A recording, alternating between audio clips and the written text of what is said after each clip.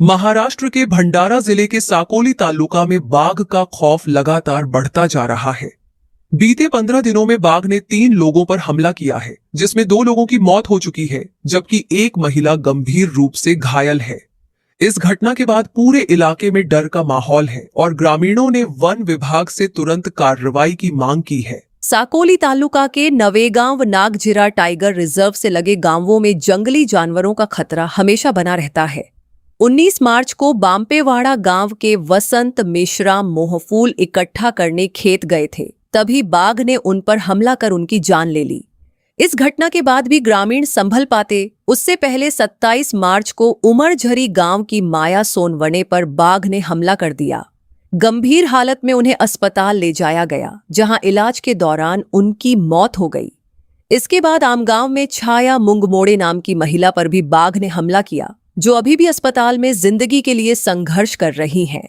महज 5 किलोमीटर के दायरे में बसे बाम्पेवाड़ा, उमरझरी और आमगांव में लगातार हमलों से ग्रामीणों में भारी दहशत है। हालात ऐसे हैं कि पिछले 15 दिनों से किसान खेतों में नहीं जा रहे हैं और बच्चों को भी स्कूल भेजना बंद कर दिया गया है। 15 दिवस झाले वाघाचा धुमाकूळ सुरू आहे।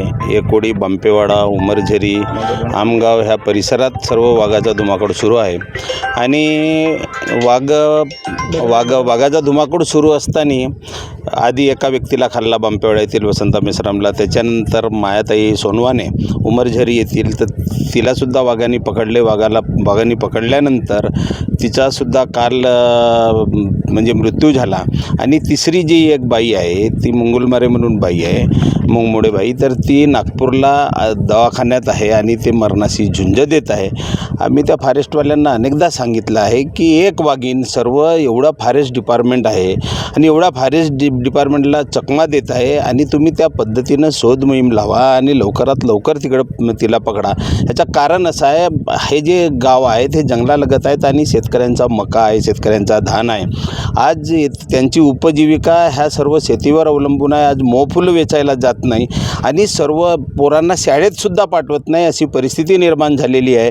सर्व दहशतीचं वातावरण निर्माण झालेलं आहे आणि ह्या दहशतीच्या वातावरणातून यांना मुक्त करणे हा अतिशय महत्त्वाचा आहे। हे सर्व काम फॉरेस्टवाल्यांचे आहे आणि त्यांना आम्ही अल्टिमेट दिलेलं आहे। जर 8 दिवसात, मागे आम्ही रस्ता रोको केलो, त्या रस्ता रोकोत सांगितलं की 8 दिवसात तुम्ही वाघिणीला पकडले नाही तर आम्ही फार मोठं आंदोलन करणार आहोत। माझा मुलगा बाम्पेवाड्याला शाळेत जाते, त्या भीतीमुळे आम्ही पाठवत नाही मुलाला। कोणत्या वर्गात आहे मुलगा? मुलगा 2ऱ्या वर्गात आहे। किती मुलं आहेत? 2 आहेत मुलं। एक अंगणवाडीला जाते, तिथं पण मक्का वगैरे आहे, तिथंही आम्ही पाठवत नाही। बहुताल मक्का आहे, याच्यामुळे आम्ही कुठंच नाही पाठवतो। तुमच्या गावातले सगळे मुलं शाळेत जात नाही? आता माहीत नाही, पण मी नाही पाठवत आता आपल्या मुलाला। वाघाचे धुमाकूळ सर जवळपास आता 15 दिवस झाले आहे आणि 16वा दिवस।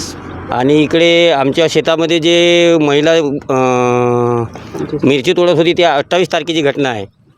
तिला स्वतः 1 किलोमीटर स्वतः खांद्यावर घेऊन त्या बाईला घेऊन आलेला आहोत इथं आणि इथूनच आरोग्य केंद्र साकोलीला घेऊन गेला सर आम्ही 28 तारखेला।